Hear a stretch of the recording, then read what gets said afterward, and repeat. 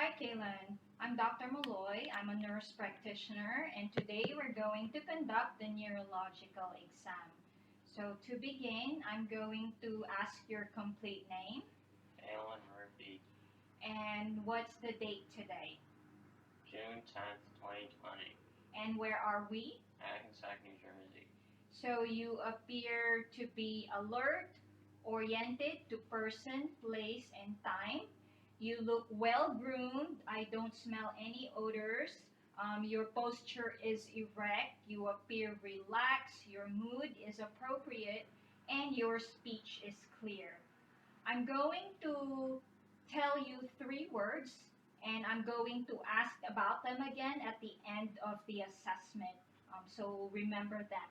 These three words are apple, balloon, and chair. Can you repeat them? Apple, balloon, chair. Good. Now I am going to ask you a question. If you found a letter that is stamped already, complete with a mailing address, what would you do with the letter? I would send it to the post office. And what did you have for breakfast this morning? I had cereal. Okay, so I've assessed for your thought processes and your cognitive abilities. Now I am going to proceed with the cranial nerves. So for cranial nerve 1, which is the olfactory nerve, I'm going to ask you to please close your eyes and identify what it is you smell. Lemon. And it is lemon. So cranial nerve 1 is intact. Next, I'm going to just have you stand and assess your cranial nerve 2, which is the optic nerve. And we have our Snellen chart 20 feet away. And normally we will have you cover the left eye and then the right eye. But for the purpose of this demonstration, I'm going to have you read the lowest line that you're able to with both eyes uncovered. So if you can read the lowest line, you're able to. DEFPOTEC. And your visual acuity is 20/20. So you may take a seat. So cranial nerve 3 is oculomotor, trochlear, and abducens, and they're usually tested together. So first I'm going to assess for visual fields by confrontation. So if you can cover your left eye, I'm going to cover the same, and let me know when you see my finger. No, no, no, no, no, no. And I would do the same on the opposite eye. Next, we're going to do the cover test. So if you can occlude one eye, and I'm just going to assess, cover the whole eye, and I'm going to just check your right eye, and then we can uncover.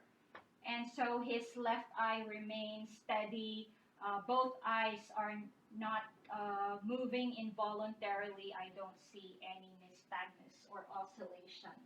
Next, I'm going to check for your extraocular movement. So if you can follow the pen without moving your head.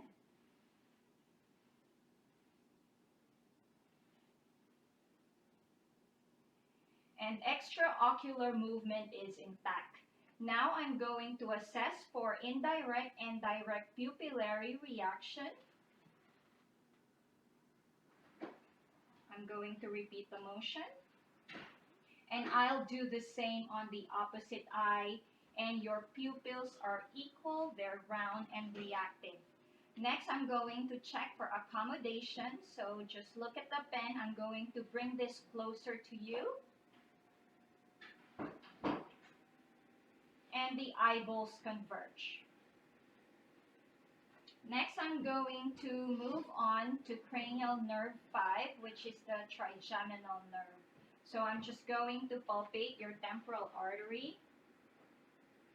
And since I'm here, I'm just going to assess your temporomandibular joint, if you can open and close your mouth. Next, I'm going to assess for sensation. So this is going to be smooth, and this is going to be sharp. Close your eyes and tell me what it is you feel.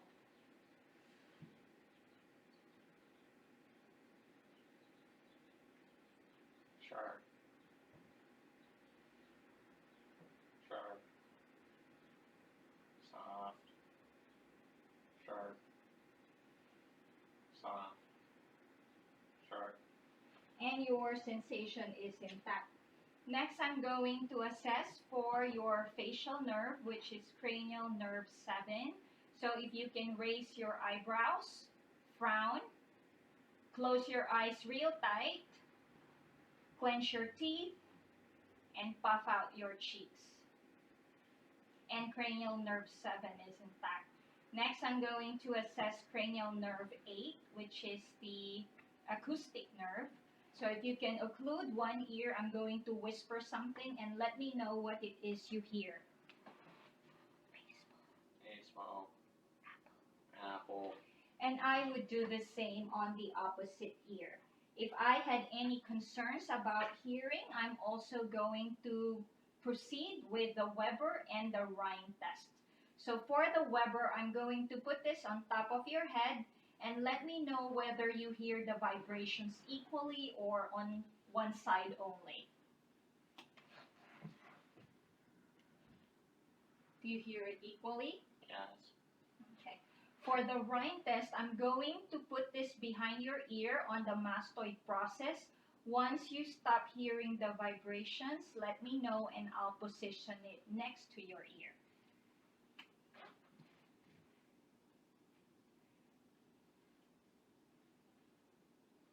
Do you still hear it? Yes. So I've assessed cranial nerve 8. Now for cranial nerve 9, that's your glossopharyngeal. I'll test that along with cranial nerve 10, which is the vagus nerve. And I'm just going to put my gloves on. And our tongue depressor is right over here.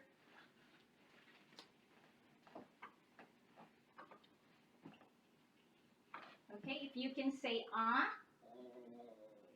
And the uvula rises midline. The tonsils is 1 plus. The buccal mucosa is pink and moist. And if you can stick out your tongue, I'm also assessing for cranial nerve 12. Okay. Next, we're going to assess cranial nerve 11, which is the spinal accessory nerve. So if you can press your tongue against one cheek and then push your face against my hand and then do the same on the opposite side. And if you can shrug your shoulder. Okay, so cranial nerve 11 is intact. So I've assessed all 12 cranial nerves. Kaylin, if you can just stand, I'm going to assess for your motor function. So if you can just walk forward and then on your way back, do a heel to toe walk. Okay, and then if you can just face forward, I'm going to assess Romberg and I'm looking for sway. Close your eyes and we'll observe him for about 15 to 20 seconds and I don't see any sway. So if you can sit again.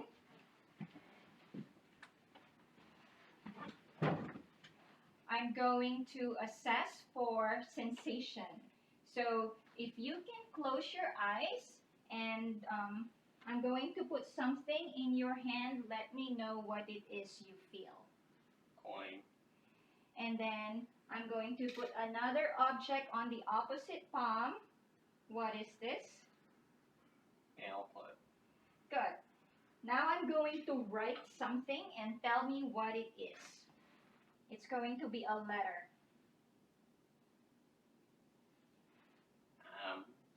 And on the opposite hand, I'm going to write a number.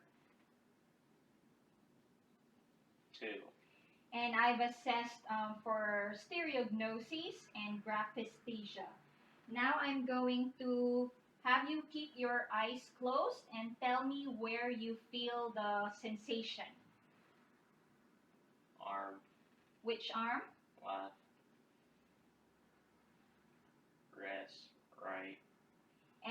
Let me know whether you feel 1 point or 2 points on your left forearm. 1, 2, Next, I'm going to assess for position sense. So I'm going to raise your finger. Just relax your hand and tell me whether I'm moving your finger up or down. up, down, And I'm going to assess for vibratory sensation and let me know which finger you feel the vibration. index finger, pinky, And your vibratory sensation is intact. Now I'm going to have you tap your hand on your lap, alternating. You can open your eyes now. Can you tap your lap? And I'm assessing for rapid alternating movement. Next, I'm going to have you stroke your leg using the heel. So working your way from the knee down to the foot. Good. So rapid alternating movement is intact. Now I'm going to assess for deep tendon reflexes. So I'm going to first start with your triceps. So just relax your arm and your biceps and your brachioradialis. Relax. Okay. Next, I'm going to assess your patella.